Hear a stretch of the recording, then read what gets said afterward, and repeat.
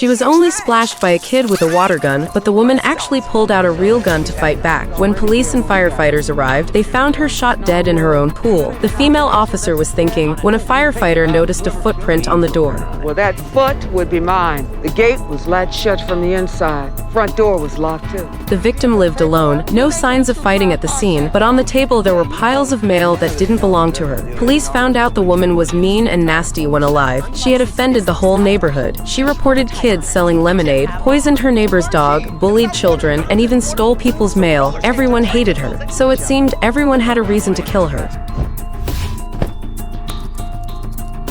But the problem was, when she died, all the neighbors were at a party together. They could all prove each other innocent. Could it be the whole community was the killer? The case hit a dead end until police found a new clue, some flour. And one neighbor just happened to love baking bread. Could she be the killer?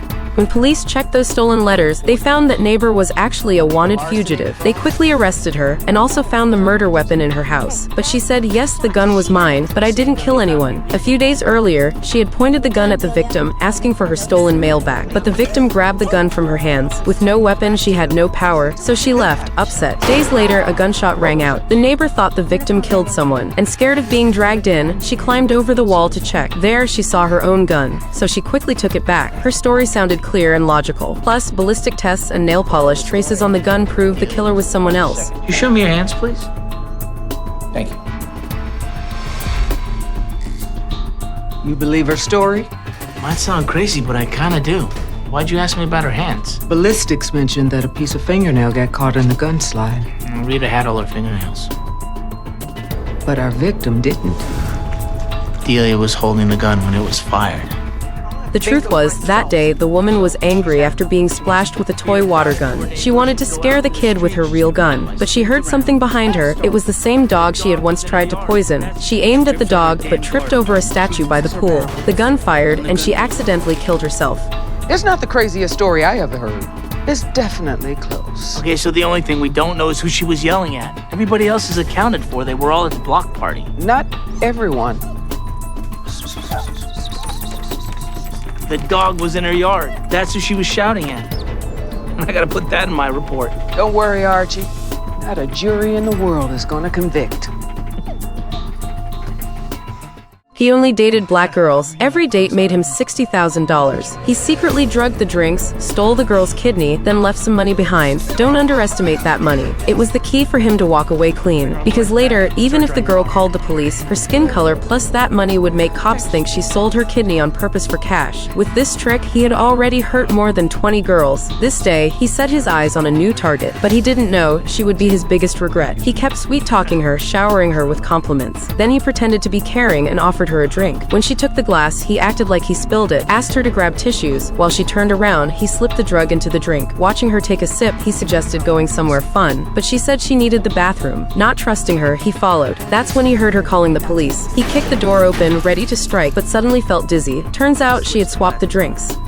She used the chance to swap the drinks. She took his glass, and he was too cocky to notice he was now drinking the drugged one. What he didn't know was, she had already seen through his little game. She was actually a 911 operator. Not long ago, she had taken a call from a black girl crying for help. Her kidney was stolen, but when police showed up, they saw her skin color and the money left behind. They assumed she sold her kidney for cash. They didn't help her. Instead, they even accused her of illegal organ trafficking. As a black woman herself, the operator was furious. She wanted justice, so she set herself up as bait to lure out the man behind this kidney trafficking ring. Thanks to his confession, the entire group, targeting only black girls, was taken down in one sweep. They say never harm others, but always protect yourself. This story tells us girls should always stay alert when out, especially with drinks that ever left your sight. Be extra careful. You showed up. Yeah. Looks like I missed the fun part. You okay? Yeah, I'm fine. What happened to him? I think somebody switched his drink.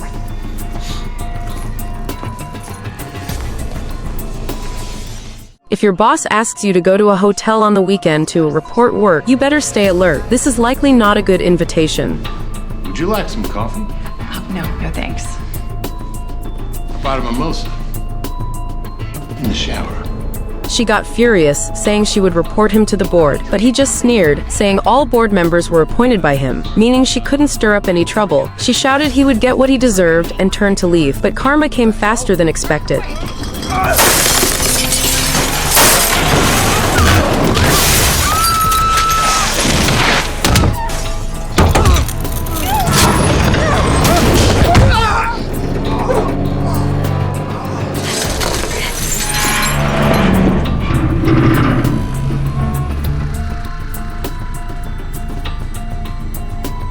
Firefighters rushed to the scene. You guys ever dealt with anything like this before? No.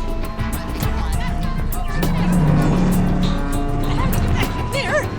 No, you have to let me back in there! My baby's here! Our daughter is still inside! She's 8 years old! Kat! Her name is Kat! Let me in there! She's all alone! Stop it! They seriously think that's gonna hold it up? Go find the incident commander. Anywhere from Athena? Haven't been able to get a hold of her. What about you? Karen, Denny? Same. Cell phones are toast everywhere. The system must be overloaded. They planned to save the woman first, but the man, relying on his status, kept yelling to save him first. That sweaty, fat, pockmarked pig is married with 5 kids. Didn't stop him from asking me to shower with him. To reach him, they had to move away the furniture piece by piece, but cracks had already appeared on the glass. Then another aftershock hit. Aftershock! Hold on! Hold on!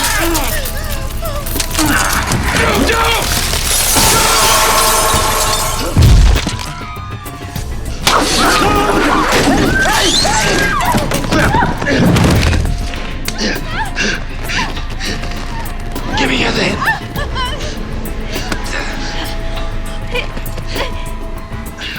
They were just making some barbacoa in their own yard, but the neighbor lady called 911, saying they set a fire. Firefighters rushed over. At the scene, there was only a little smoke on the ground, the smell of food in the air. But that nosy neighbor acted like the victim, saying they always set fires at home. Every time they grill, she calls the cops. They said this is racial discrimination because they are Mexican immigrants. She just wants trouble. But she proudly said she will keep calling. The captain couldn't stand it. He said she made too many fake calls, so now she will be arrested. Wait, now hold on. I'm an American citizen. Which is why you should know that making a nuisance 911 call is against the law. Paul, call APD, tell them we're on our way down. Yup. Seeing things go bad, she started to play tricks. She held her chest, saying she had a heart attack, but the firefighters saw through it. They even joked they should do mouth-to-mouth. Hearing that, she got excited. She insisted no female firefighter, only a man. Can't you do it? Not certified. Oh, how about him? Sure, ma'am, but just so you know, I am a homosexual. Oh. No. He can do it.